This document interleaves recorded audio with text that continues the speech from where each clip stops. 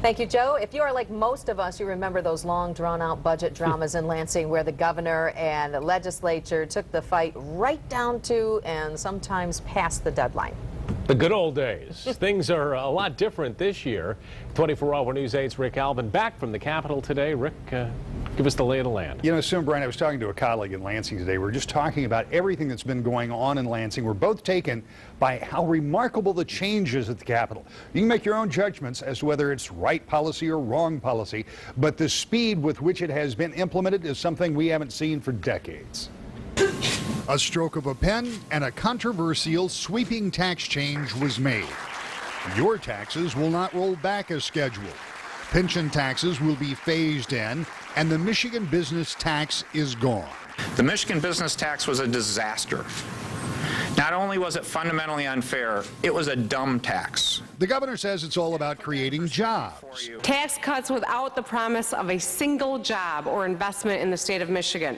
Democratic leader Senator Gretchen Whitmer disagrees while arguing against the school aid budget in the Senate. She said that you, the voters, would remember the votes and the decisions that are being made.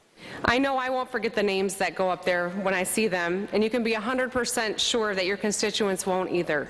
Despite that, the Senate passed all the conference reports and cleared the way for the House to bundle and vote on the budget as early as tomorrow.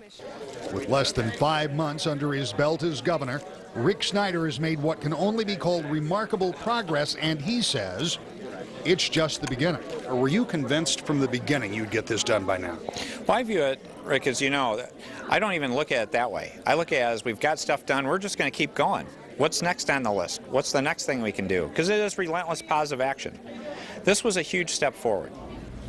There was considerable support for that tax reform bill among mostly business groups attending the signing today, but there has been a firestorm of criticism, and we brought you the protest. Even though it's law, that argument's likely not over. As for the budget, I told you yesterday that the bills, and in the end all 16 will be rolled into 2 separate bills, that they could be done by next Tuesday.